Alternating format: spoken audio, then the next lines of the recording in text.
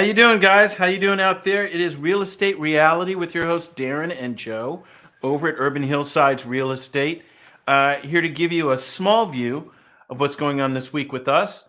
Point out some great wins for sellers, great wins for buyers, and then also talk about a subject. And in this week's episode, we're going to talk about some hyper-local news concerning real estate in the Northeast Los Angeles area. So, Darren, how you doing out there, man? Doing great, man. Great. I'm away. I'm working through my phone here, Yeah. up in the mountains. You know, is this the new phone? Because it looks good. Nice. I like No, it. it is the new phone. Yeah. It is the new phone. Yes. Yeah. I think it looks really Freaking good. technology, man. They keep giving you reasons to buy new shit all the time, man. Yeah. That's unfortunate, but true. You're right. All right. Well, look, guys, before we get too far into this, let me do our disclaimer. Darren Hubert and Joe Cloninger are real estate agents at Avenue 8 under the Urban Hillsides brand. All opinions expressed by Urban Hillsides or guests on this video are solely their opinions and do not reflect the opinions of Avenue 8. You should not treat any opinion expressed by Urban Hillsides as a specific inducement to make a particular investment or follow a particular strategy, but only as an expression of Urban Hillsides team's opinions.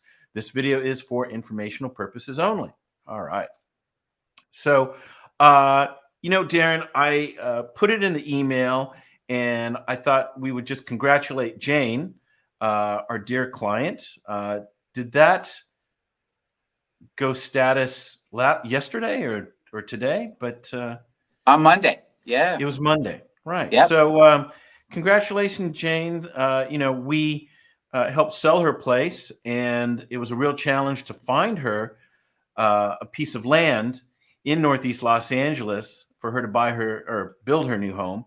So, wow, man, I just can't believe it happened.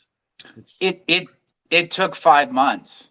And we're talking about, as you said, there's a nuance to her purchase. Ideally, she didn't want just land. She wanted the most distressed house possible, which makes it easier to rebuild or add on, but hopefully at a lower cost on a purchase.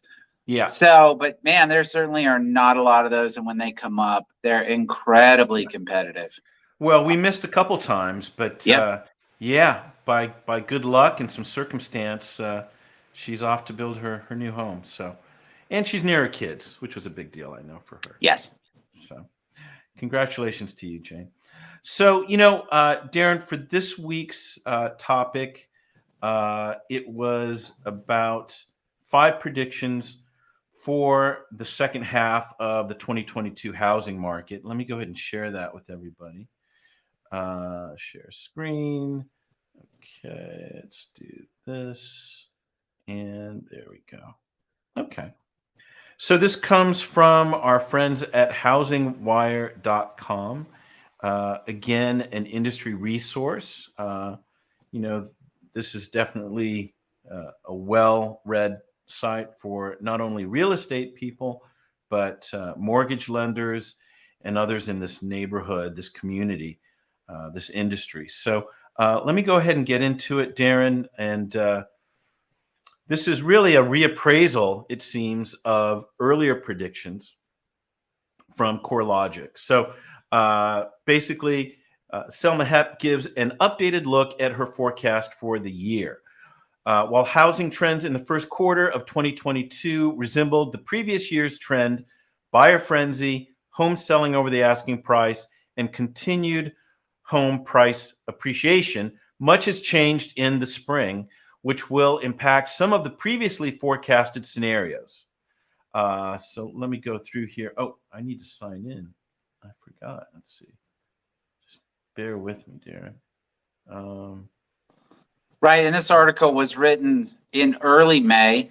It talks about a couple interest rate hikes that are being predicted, and we recently encountered another one of those, which is having an impact on the market.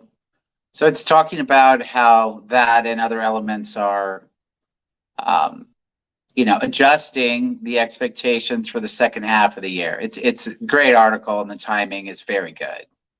Okay. All right. Well, I'm back in. So Deviations from economic predictions. Most significantly, the Federal Reserve evolved from a gradual removal of monetary accommodations in 2022 to an aggressive forward guidance on how it plans to reel in stubbornly elevated inflation measures. Currently, bets are on two 50 basis point hikes in May and June meetings. Now, as we talked earlier, Darren, one of those has already happened Yep. back May 4th. So don't panic, everyone. Followed by 25 basis point increases through the end of the year. Similarly, balance sheet runoff is also likely to take a more aggressive timeline than initially anticipated. As a result, markets were quick to respond, driving mortgage spreads and rates much higher than most experts expected by this time of year. At over 5%, mortgage rates are now the highest they have been since 2010. Looking ahead, the outlook for mortgage rates and the larger economy is uncertain, particularly as we consider the ongoing conflict in Ukraine, its rippling effect on the world economy, and the faster removal of monetary accommodation. Mortgage rates should hover around 5%, but there may be more oscillation than we have seen recently. Any comments there, Darren? Just, what might seem obvious, but Ukraine is having, worldwide economic shifts. So what continues to happen there is certainly one of the biggest variables right now going forward. Yeah. I know. I forget the exact amount. I want to say it's like 22 million tons, some crazy amount of wheat that's just sitting in Ukraine. And they're a huge supplier of wheat to the world. So that's just one instance. All right. So the impact on housing markets. As a result of surging mortgage rates and more aggressive tactics from the Fed, buyers flocked to the housing market during the early months of the year, pulling spring home buying demand forward. However, inventory of for sale continued to lag in prior years. And despite posting some seasonal increase, barely offered relief for frantic home buyers. Homebuyer competition and bidding was peaked again, and the share of homes that sold over the asking price reached last summer's high, with 6 in 10 homes selling over the asking price in March. And as I told you, Darren, we'll see that later on when we get into the solds from the last week. Though widely anticipated, the inventory of for sale homes unfortunately does not look promising for 2022. Particularly given the surge in mortgage rates and the general sense of being locked in by existing homeowners. While we may see some increase in new listings in out-migration markets, such as those in Northeast and northern areas of the Midwest, markets that have experienced strong buyer demand, such as Mountain West and Sand states, are not likely to experience a similar relief. While surging interest rates and lack of inventory are expected to have a dampening effect on demand, there are still many buyers who can afford the rising costs of homeownership and hence will compete for limited properties. Additionally, after a decline at the end of 2021, we continue to see elevated levels of investor activity in 2022. In March, investors made up 28% of single-family home purchases. Motivated by the continued rise in single-family rents, investors were likely snapping up these homes to turn them into rentals. The CoreLogic single-family rent index increased to yet another high at the beginning of 2022 and registered a 13.1% annual increase in February. Comments there, Darren? Oh, boy. You're right. I know.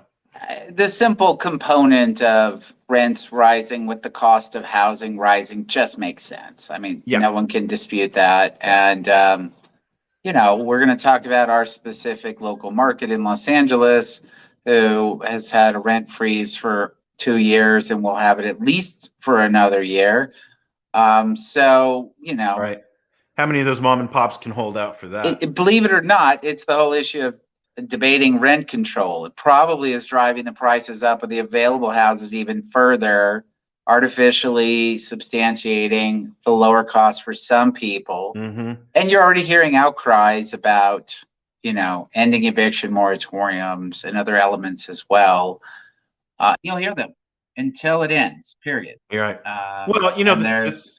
The thing that got me here, and I know you've been on this wagon, is the investor side being 28% of the sales, the purchases, and what controls are on those investors in the Joe, market. I And can. My phone just rang, and I can hear you amazingly good now. I have no idea why, but it's fantastic. Uh, hallelujah, hallelujah. All right. But so I don't know what you heard. Did you hear what I said? I did. Investors Okay. being 28% of the purchases. Yeah.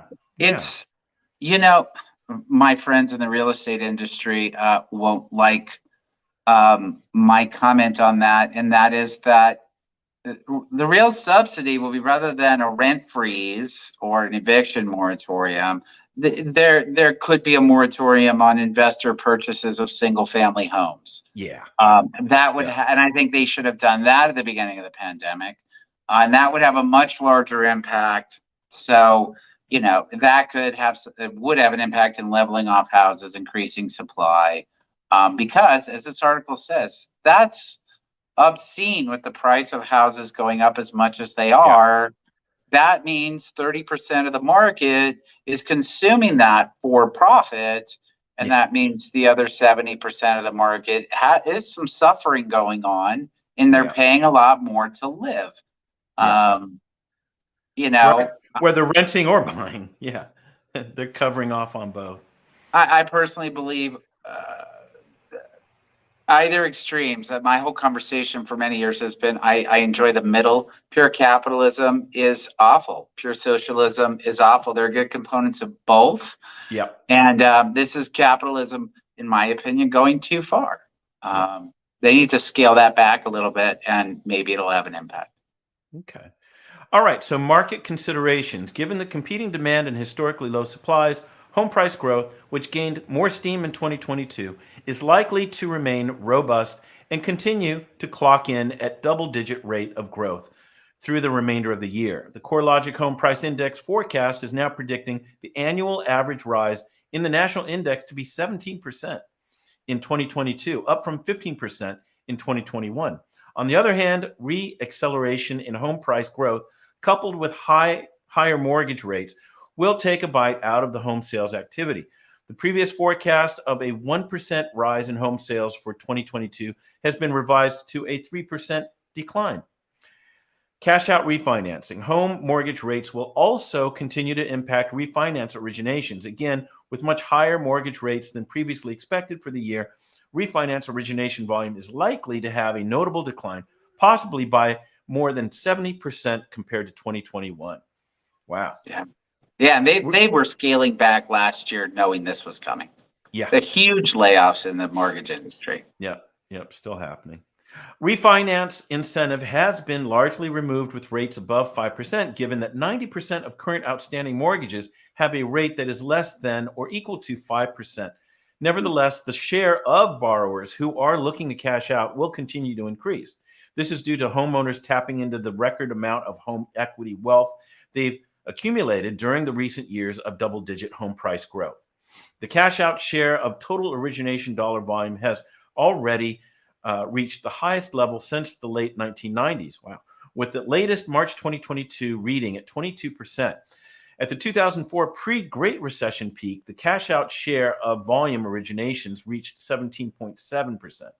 As we've noticed before, refinance borrowers will likely have slightly lower average credit scores as borrowers with Federal Housing Administration loans refinance into conventional loans with a loan-to-value ratio of 80% or less to eliminate the mortgage insurance premium.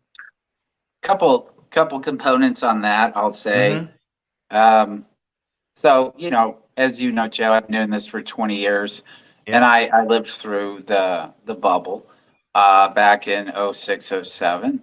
And that was about people fully extending their whatever they could on the loan, and that 100% and more of the purchase price. That was Wow. crazy. Those Yeah. were absolutely bound to go into foreclosure. This isn't that, but I will say this: we've had an uptick in pricing for 13 years now. I believe it really started in maybe 2010, so maybe 12 years. Yeah. And you know, when people all of a sudden they have a ton of money, they do cash out. I just hope they're a little conservative on those cash outs. My advice to any of you who are listening, yeah, no problem. Take some money out, feel good, do some repairs. Don't push all the way to the max, man, because Give then you some just room. Yeah. leave yourself some room. It just Yeah. leaves you at risk. Yeah. Eventually, we will have a turn in the economy, and to be maxed out during that time puts you further at risk. And nobody wants to see people losing their homes. I don't. Maybe the Right. investors do. That's the only class of people that might be interested in that Right. dynamic. Right. But so be a little conservative. We've had a long uptick.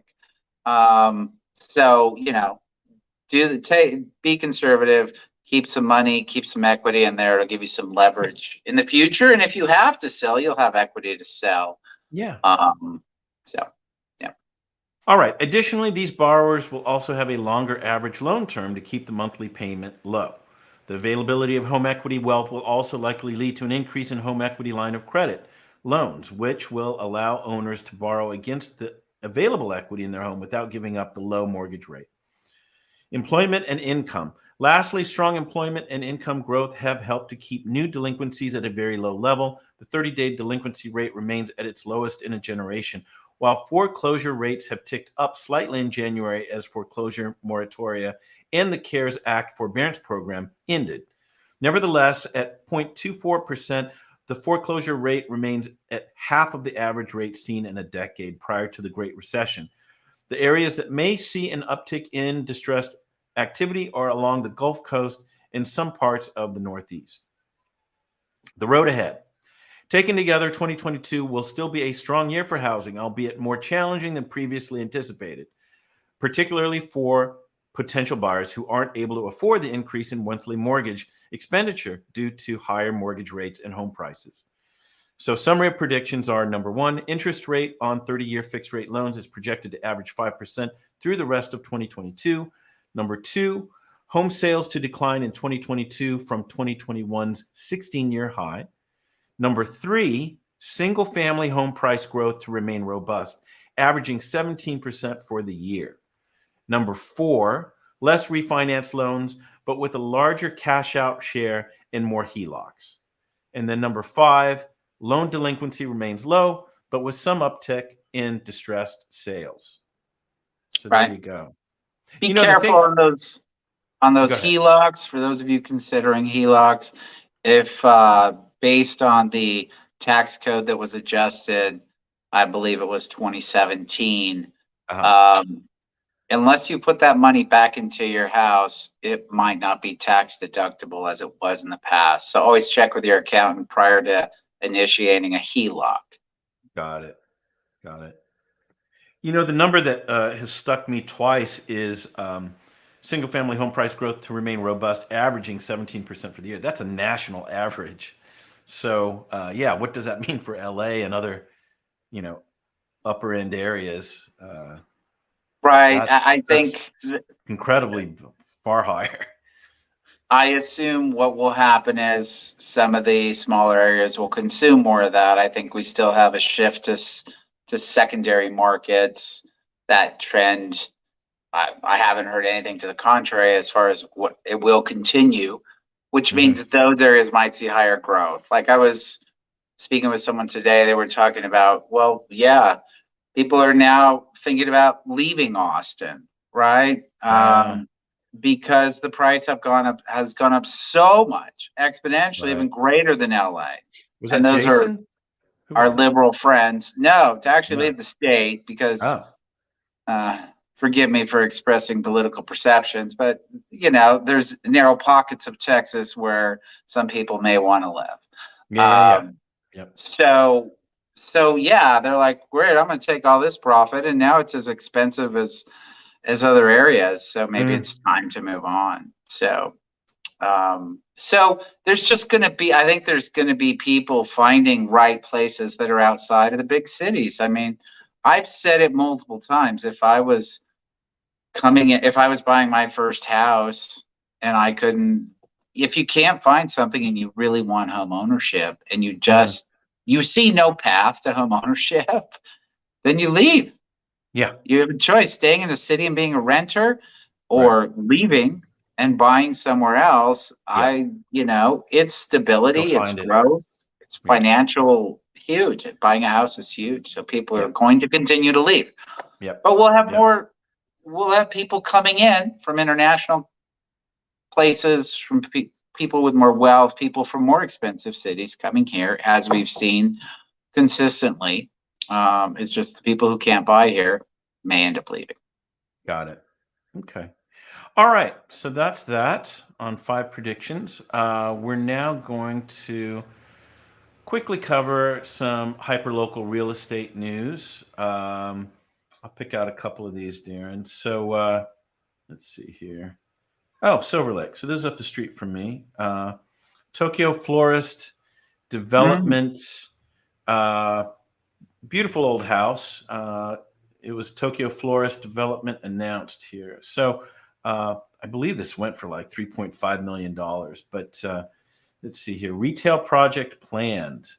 So you've got some renderings here. You can see the old house in the back. I don't know if you can see that very well, Darren. But Sure. they're gonna put retail and maybe restaurant up here in the front. And it's, gosh, man, it sounds huge.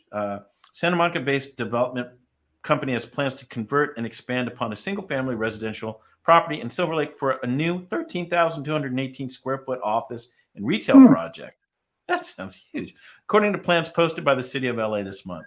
So, yeah, I think a lot of people have been waiting to see what's going to happen with that. That's another beautiful rendering of what they're We going dealt to with do. that years ago, Joe. Was that 3, 4 years ago? We had a Yeah, client potentially interested, and yeah, it was in the process of being somebody to prevent it from being developed. right. Somebody nominated it as a historical Yeah. location, So which that's a good point. Yeah, so they are going to keep the sign. Obviously, they're going to keep the house in the back, right, right. but develop what's up in the front. So construction for the proposed Silver Lake project expected to begin this year and take 16 months.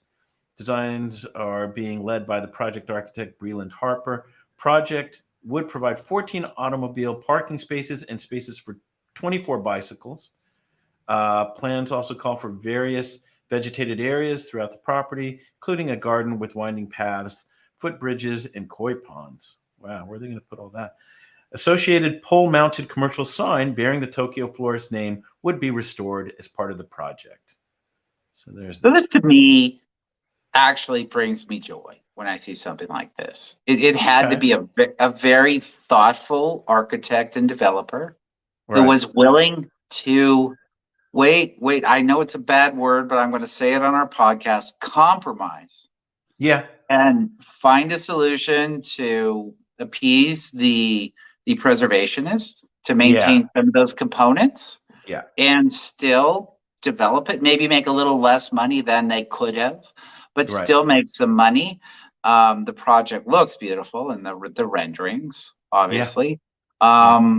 So we're some of the historical components are being maintained, yet money can Yeah. also be made, and we can have more resources for the community all at the same time. Yeah. That to me is a Yeah. win-win. It's Well, often a very long path to get there, which it seems yeah. like it was, but good for them. Yeah, well, I was going to say, right, just the way you explained it. Yeah, threading that needle between those different groups is a big feat. So, It's yeah, hard. I've seen yeah, developers just like they don't think they need to, they don't want to, and then they're just button heads, man, and nothing gets done. For right. something like this to happen, it's got to be a very conscious developer, architect, and the preservationist who understands. And this isn't always the case. Also, that we still need growth. We're going to get bigger. We're Yeah, going to get denser, but let's do it in a strategic uh, way that truly benefits the yeah, neighborhood. yeah. It's great to see. Good, good, good. Okay. Well, let's move on to another local news story. Let's see. A lot to unpack on this one, but homeless tiny villages, a fire hazard. So I guess there have been a number of fires, and people are starting to question what the safety is of these new tiny home villages. Let's see. The pallet shelter homes are in Los Angeles and elsewhere, but fires in Oakland and Banning have destroyed structures and displaced people. So never a perfect system, but let's see here. City of Los Angeles tentative settlement in a high-profile federal lawsuit over homelessness leaves the door open for controversial type of shelter that's been raising fire concerns. So, Gosh, man. I mean, wow, look at that. it's really sad. Those at risk, Mm-hmm. again, I firmly believe this. There are mental issues, there are drug Yeah, issues, there's irrational behavior, whether it originated from the homelessness, which it can, or whether right, it led to the homelessness. right. Oh, Yeah, overall, there's additional care, maintenance, and awareness yeah, that has to come along with housing them. yeah, And it's an yeah, additional cost. yeah. And I'm not surprised to see this. Yeah. I was going to say, yeah, it's not going to be a perfect system by any means, as you're Right. saying, with I think it has to, right. And you get people who just go to extremes and they're like, oh, that's it. We can't do this at all anymore. The liability's too high. And somebody's going to like file a lawsuit for like $10 million and, us taxpayers will pay it. And that means fewer houses. And so I hope the city is a little proactive and like maybe based on a number of units, they need to have an additional person yeah, on site, maybe yeah, some fire sprinklers, as small as they seem. But those type of yeah, things, they end up saying, okay, fine, now it's going to take another 6 months to produce this group of homes, or it's going to cost an additional $5 million. And gosh, man, yeah, yes, some yeah, additional actions, but it's a volatile environment. They just have to treat it like one. yeah, If you yeah, have a bunch of homeless people yeah. living in tiny homes. Yeah, I mean, I guess the other concern here is this permanent housing or is this transitional temporary Mm, housing? That's the gosh, other concern. But uh, hey, it's a start, right? It's a start. how do you? It's like what I said earlier. Hmm. This whole direction of socialism, man. At Yeah, at what point is it? At what point is the crutch removed? yeah, You know, at yeah, what point? There is no point that's acceptable that right. I've seen or heard. Yeah, It's that once you're given the crutch, it's your crutch to yeah, keep forever.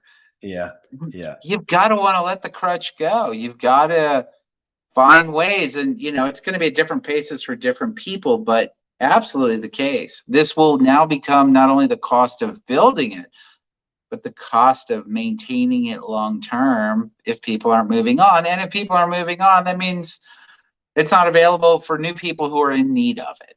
right, The same right, issue I have with rent control. I right. want to help those that need help, but if people that don't need the help are utilizing rent control, then you're preventing others that need it from utilizing the benefit of it. Right.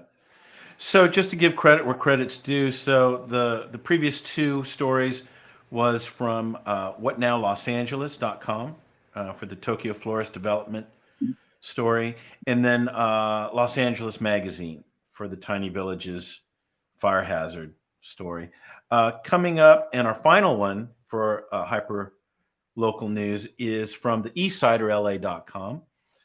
Jesus Sanchez and his crew out there do some very, very needed work. Good stuff here from Northeast Los Angeles. And so this comes from the eastsiderla.com. And it talks about the crown jewel of LA River parks could cost more than $1 billion. So I know this has been a long story in the making, but I guess it's getting a little bit more detailed. It says here the cost to turn 42 acres of contaminated railroad property on the border of Cypress Park and Glassell Park into a crown jewel of riverfront revitalization could top $1 billion. That's according to an updated study by the Bureau of Engineering that will be reviewed today by a city council committee. The city paid nearly $60 million in 2017 to buy a chunk of Taylor Yard, a dormant railroad property along the LA River, to create a riverside park. That parcel, known as G2, sits to the west of Rio de Los Angeles State Park and downriver from the state-owned Bowtie parcel. The former railroad properties are now part of the 100-acre partnership, which aims to create a giant recreation area by the river. So, wow. A lot of money happening here. The cost of the still unbuilt park has ballooned over the years. In 2016, it was $252 million. 2019, it was $798.2 million. Today, it's $1.06 billion, which includes amounts to cover price increases and unforeseen expenses. So, wow. Well, it will get done at some point, but yeah, costs have gone up. Well, I have a suggestion, and this is a roll of the dice, but I would say that it's worth rolling the dice here. Construction is insane right now. The cost of construction is ballooning. Right? Yeah. And it's just in high demand, and the cost of labor is ballooning, both materials and labor and availability. So look, contractors are just increasing their bids every day. Yeah. And they're getting it because people just want things done. Yeah. Wait, my suggestion on a project of this scope, wait. Yeah. Wait until that industry slows down and you'll get some more competitive bids. Yep. So it continues here. 3 parcels together in an ambitious and costly plan. The preferred concept includes creating an island in the LA River. Wow. Constructing a pedestrian and bike bridge to Elysian Valley, a museum and cultural center, wetlands and gardens, trails and paths, viewpoints and other amenities. The concept will be costly. Just cleaning and removing contaminated soil will cost about $231 million under the latest estimates. LAPD power lines and towers will be moved away from the riverbank and an irrigation system built. It all adds up. And then once it's built, there will be an estimated operating cost of at least $6 million a year. So potential funding sources include county, state, federal, bond programs, federal grants, foundations, and private sources. Report recommends that the city council approve the project. But as you said, they should slow down and wait. Well, they can, yeah, right. If they're approving an existing bid, part of the reason that bid's gone up is inflation. My suggestion would not have been to wait years ago. Yeah. And they would have been better off not waiting years ago. So, what can I say? This is a real estate podcast. Buy real estate in that proximity. Eventually, this will get built. If they accept a $1 billion budget, I'm sure it'll end up costing 1.3 or 1.4 billion, because that's the way the city functions. But the real estate around it will go up in price. I can assure you of that. Yep. Wow. Okay. So that's just a quick glimpse of what's going on in the area. Let's move on to, let's see here. Let's move on to seller wins and buyer wins. Let's see here. Let's go to seller wins. There we go. Bear with me here. Oh, there it is. Okay. Let me get my MLS up.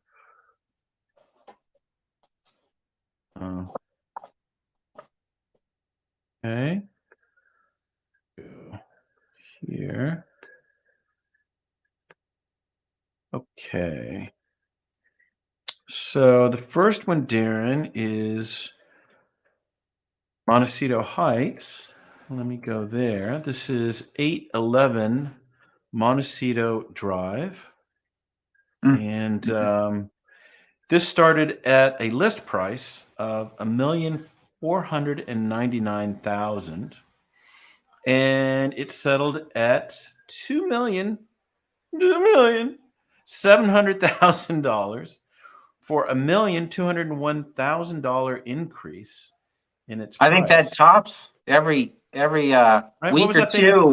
Right. Wow. Yeah.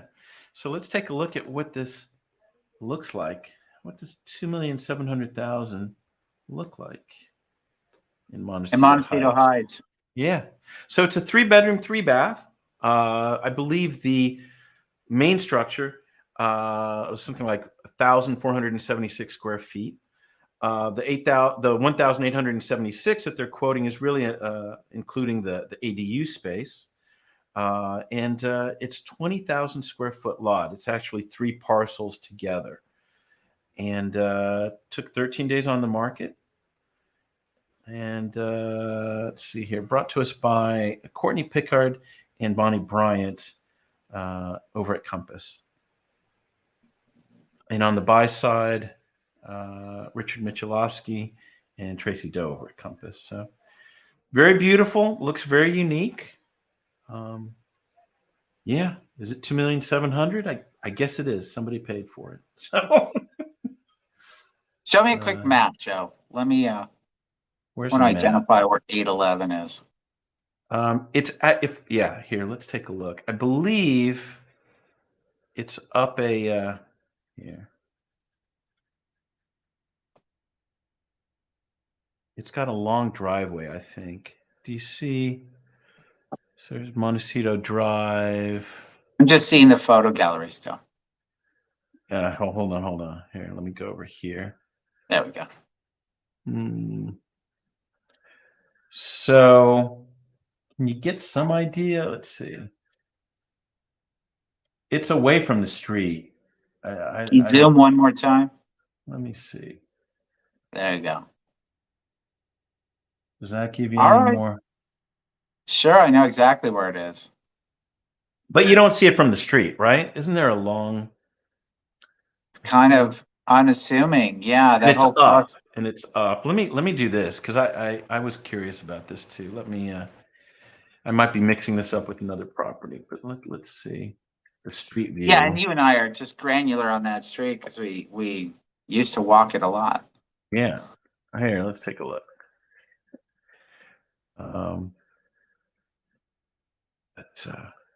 Here we go. All right. So yeah, it is a driveway. That's it, man. So it's very private. See? Wow. It's right at that curve. No wonder. Yeah, it's completely unassuming. Yeah. So very unique Shit, spot. Joe. If I just would have walked up that driveway rather than going and jumped over that gate. That's too long, man. I'm not gonna go up there. Well, I'm sure these agents didn't do that. I get it, man. Another way they got. There's a gate there too. I recognize the gate. So all good, man. All right. So let's move on to let's see here. 2481 Lindsay Lane.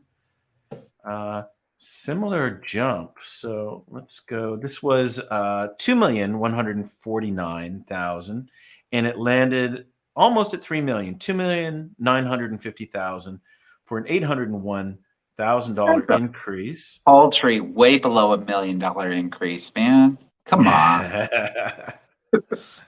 All right, let's take a look at this. So we're now in Silver Lake. Let's take a look.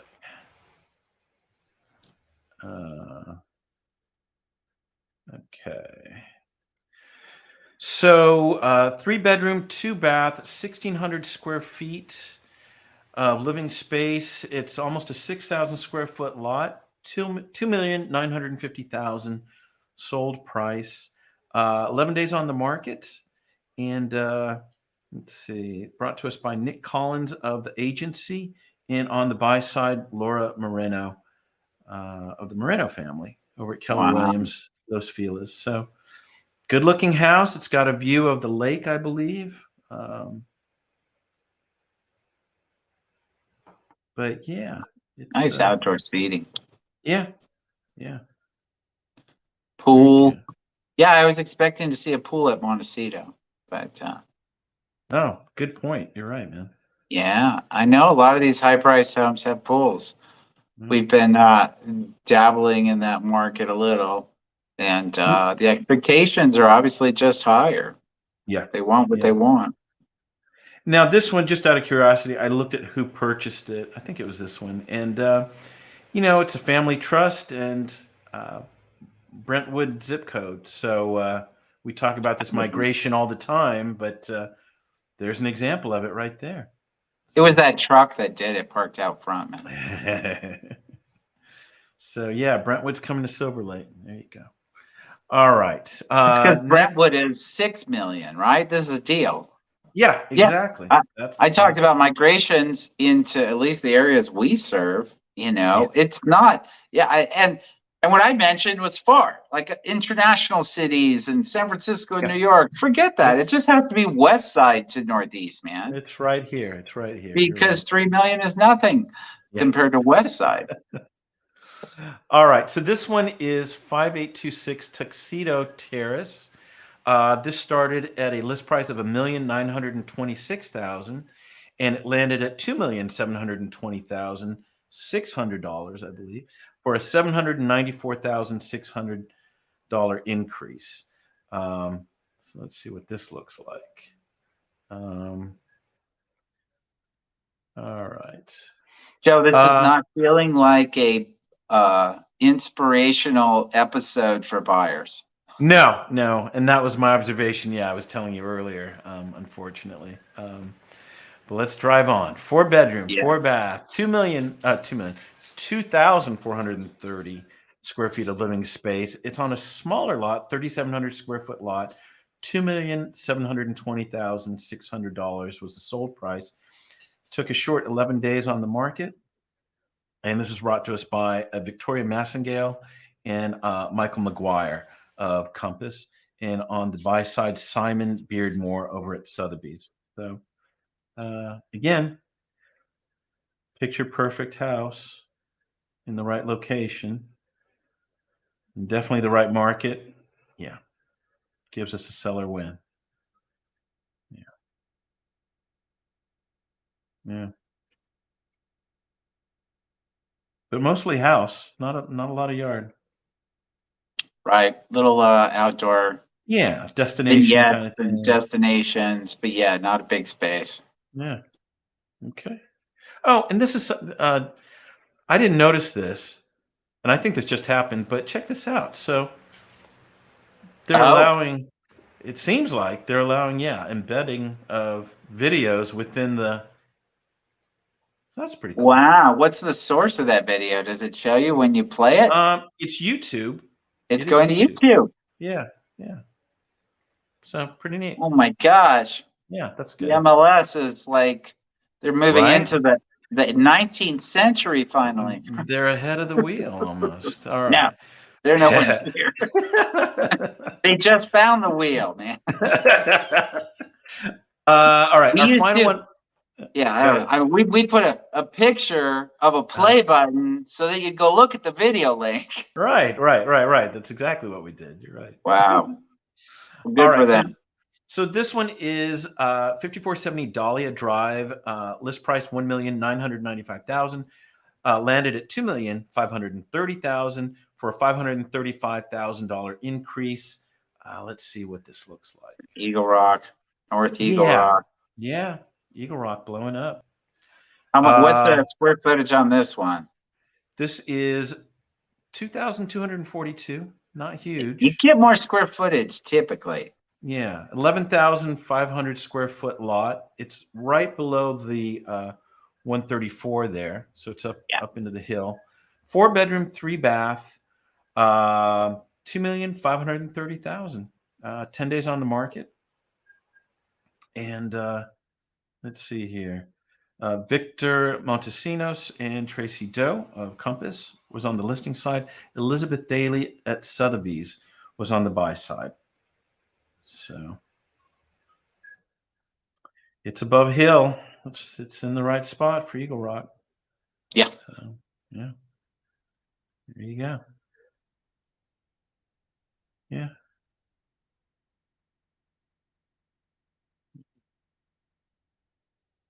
Yeah, and it looks like a lot of that is really up against the hill there. You don't really get to use it. Okay, so next we're going to move to buyer wins.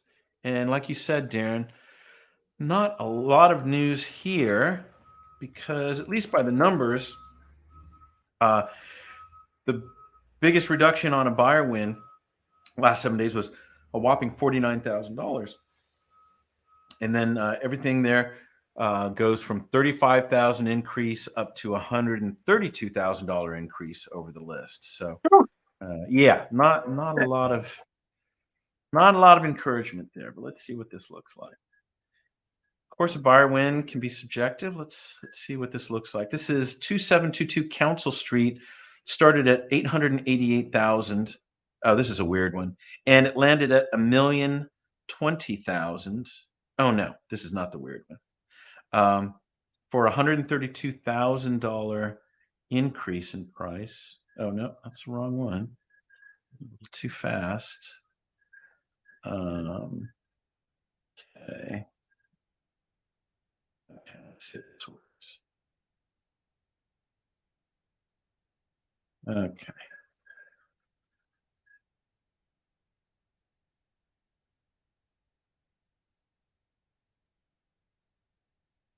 Okay.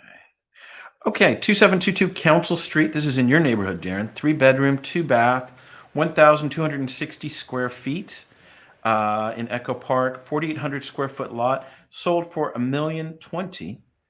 And here, let me hit the slideshow. Started at 888,000. Took 10 days on the market to sell. This is brought to us by Brad Lawrence at Sotheby's. And Jason Cook was on the buy side at Coldwell Banker. So not a big space, but clean, looks good. I think there's some additional space too in the back. So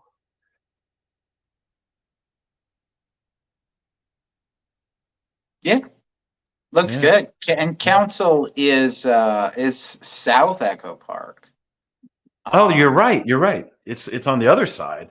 That's right. It's Yeah, like Temple. Yeah, it's over exactly. there. Yeah. Yeah. Nice big hedge. Yeah. You know, I have a favorite. Yeah, and I don't know if that's a garage or something else, but you know, I have a new favorite bakery over there on Temple called Doubting Thomas, and Oh there's a lot. yeah, we went there. Oh, It's it's really good. great. Oh, Sure. yeah. Yeah, yeah. But anyway, so yeah, South Echo Park. Pardon me. You're right. All right. The next one is 1946 North Gramercy Place, and this started at a rarefied 3,999,000. And it went to 4,100,000 for $101,000 increase. So This I is just Los Feliz. Yeah. yeah, yeah. Let's By the way, just Doubting Thomas mhm. also has just a great breakfast menu. Some great Yeah, breakfast burritos. They were yeah. identified. I saw that. I got the breakfast with the eggs and the bacon and the biscuit, but that I was looking at that burrito. You're right. Yeah.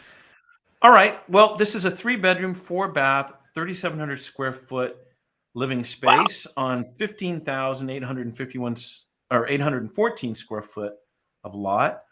4,100,000. 52 days on the market. Just ancient for our market. And this is brought to us by Rachel Roston and Bonnie. No, Rachel Roston on the listing side at Douglas Elliman, and then on the buy side, Joe Reichling and Bonnie Bryant over at Hmm. Compass. So Gosh. wow, big, beautiful spaces. Wow. Yeah. Okay. It's Well, gorgeous, man. yeah. 101,000 is 101,000. Good for Yeah. them. All right. So next is, let me get there. Lyric Avenue. So 2373 Lyric Avenue. This started at, let's see, 1,885,000, landed at 1,920,000 for only a $35,000 increase. I'm trying to remember this one. Let's see. Oh, here we go.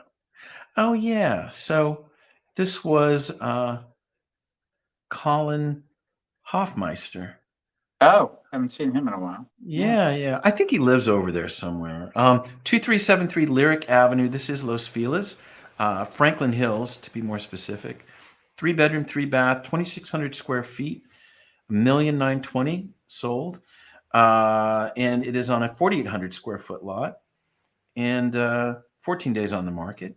And yeah, again, Colin Hoffmeister, eXp Realty. And on the buy side, Emily Johnson at Sotheby's. So tremendous view, it looks like.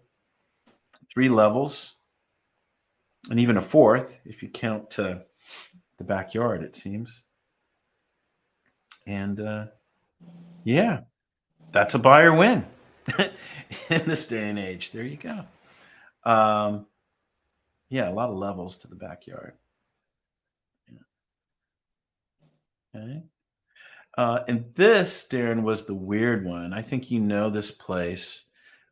This is our final buyer win, and it is 2715 Fruitdale Street. And this is at our favorite fast food joint, Rick's. It started, you know what I'm talking about. So it started at $1,049,000, and it landed at $1 million for a $49,000 reduction. Like an alley. And you'll Yeah. see why. Yeah. Actually, two houses and I think some other structure that's considered commercial. So just a real odd bird next to the 5 freeway. Four Yeah, bed. it's sandwiched between commercial and the freeway, yes. Yeah. 4-bedroom, 2-bath, 2,000 square feet of living space, $1 million, 4,500 square feet of lot, and took 46 days on the market to sell. And this is brought to us by Cody Garcia at the agency, and on the buy side, Cody Garcia of the agency. So good for you, Cody. You did well on that. And you got it sold. I mean, this is kind of a unique spot. It's a tough spot. Yeah, but there's a buyer for everything, right? At the right price. Yeah. Gosh, when you're that close to the freeway, I guess Yeah, just, invest in HEPA filters. Nice.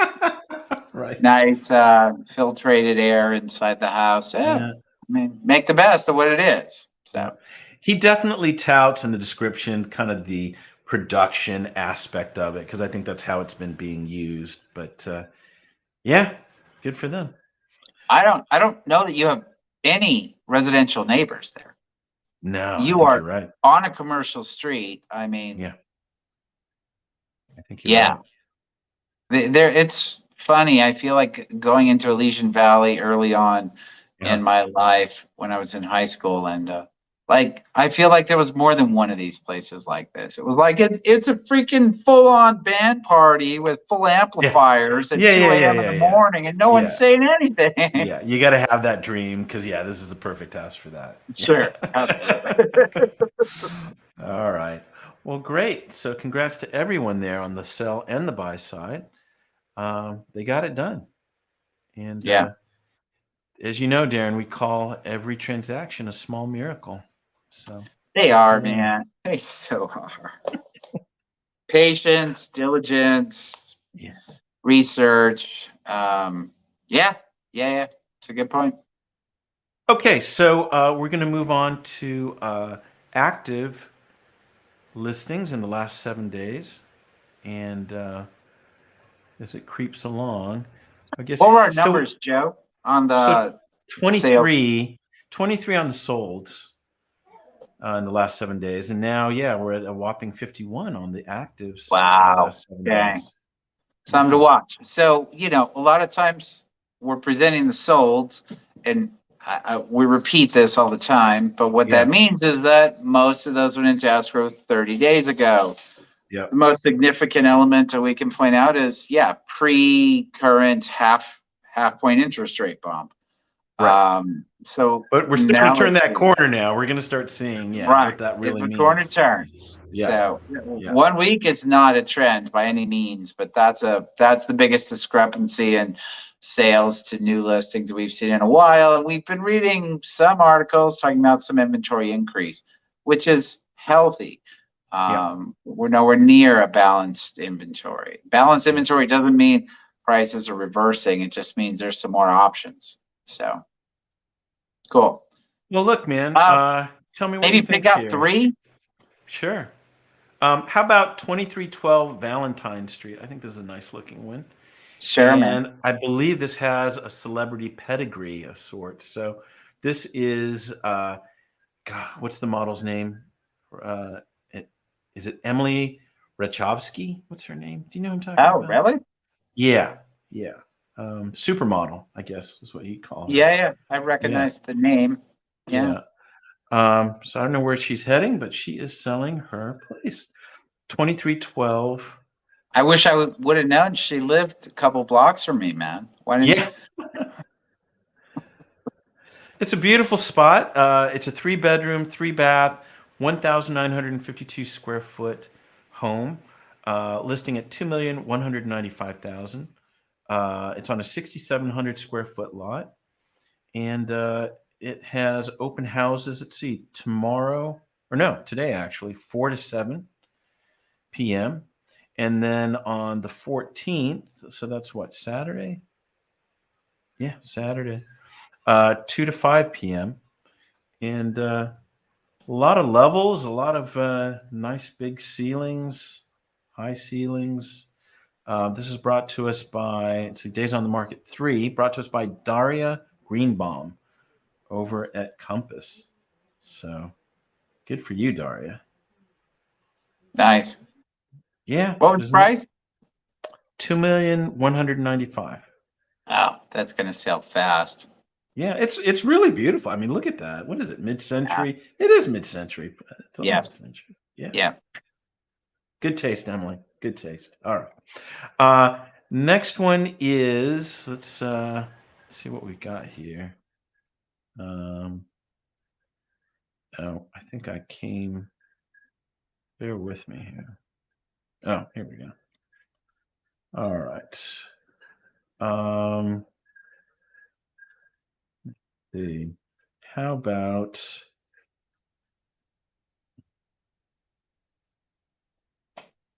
this one? Let me see if it's here. I think it is. Let me pick something by price. So we have some. Okay, well, here we go. If you like El Sereno and you're just looking for a 1-bedroom, let's see what that looks like. $533,900. Let's see. Right, we got to have some hope here. 3551 Monterey Road. This is in El Sereno. Terrible photos. 1-bedroom, 1-bath, 445 square feet of living space. It's on a And it looks 2,000. finished. Yeah, 2,000 square foot lot. Great condo alternative for sure. This has been on the market for 6 days now. Brought to us by Yolanda Gomez at Huntington Real Estate. Yeah, you got to just get some privacy going there. But I wonder how long this house has been in this neighborhood. 1947. Yeah. I bet you Yolanda has some offers on the table already. Oh, for sure. You're right, man. Yeah. You can do a lot with that. Okay, next is, let's see. Let's go to O'Sullivan Drive. Do you like O'Sullivan Drive? No, let's do something more local. Let's do one more and just pick something more local to us. All right. Well, this is the one I wanted to show you. That again was a huge price. Here it is. So 1940 Lucille Avenue, and then we're done. This is over by my neck of the woods. I do not live in a house like this, by the way. 4 bedrooms, 4 baths, 3,600 square feet of living space, 4,200,000 list price. Where will it go? 5,500 square feet lot. Most of it is going up. It's a hillside. And it has open houses on Saturday, 2 to 4, and then Sunday, 2 to 4 again. Just came on the market today. And this is brought to us by Rhonda Doyle at Compass and Tracy Doe. So beautiful space. I looked back at the history of this, and this has been I think this has been a pretty long project. They bought this a while back, so it's been a leads me to believe, the longer they sat on it, just the more money they've made. Yeah. Let's see here. I'm gonna look and see when it was bought last. Yeah, 2000. No, 2016, 6 years they sat on it. Yeah. And yeah, 400,000. Wow. But there was nothing there, I think. I think it was just a lot. That was it. So Wow, beautiful those views. views are pretty spectacular. Yeah, Yeah. yeah, yeah, yeah, yeah. That's a big part of it, I'm sure. And in Well, a hey, not, and Lucille has a lot of nice houses along there, mid-centuries and whatnot. So it does. yeah. Yeah, it's a great street. All right. Okay. Well, great. That is it for this week. Um, gosh, man. Any parting shots here? Let me Oh, just just first off, thanks for putting together a good show again. yeah. And some good stuff. I like the combo of broader picture and hyper local, and it's good. I think it's created a good presentation. Yeah. Gosh, market wise, interest rates are having their impact, and I'm Yeah. I'm not, some additional inventory is evident, and maybe a couple fewer sales. So Yeah. watch that dynamic over the next month. Yeah. Well, I know, And then, I know we have a couple clients that have been waiting for quite a while. Maybe they'll get their wish. I don't know if they'll get their price, but they certainly have less competition, right, Darren? They might, if they can afford it, might be a good time for them. well, on the buyer side, you mean? Yes. Sure. Yeah. Yeah. And right, a little less competition, Yeah. depending And on but higher payments. Right. yeah.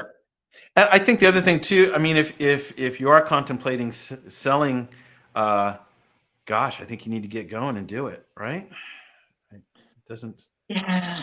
It's very interesting. They used to be it's Yeah. hard to always tell people when specifically to make a move. Yeah. We can't predict that. And Yeah. if it would have told them any time in the past 7 years, you should hurry up, it would have been, not the Yeah. best Yeah. Yeah. advice. Yeah. Oh, Um, well, as you're so saying, there are a lot of things involved in making that decision. But I'm just saying, based on the market and what's going on, all things being equal, if you had that plan, the this might Fed be the couldn't be time. more clear in Yeah. their vision of trying to slow down the economy and Mhm. very specifically trying to slow down the housing market. They are Yeah. trying to do that, short of actually saying they are, they are. Yeah. Um, so yeah, that's their goal, is to make it more expensive to buy homes, which in turn then is going to bring balance to the market a little bit, Yeah. for a while at least. Yeah. Well, I know we're So, looking forward to that. So, all right, guys. so Well, look, talk to you later. We'll see you next week. Have a great one. Take care. thanks. Bye now.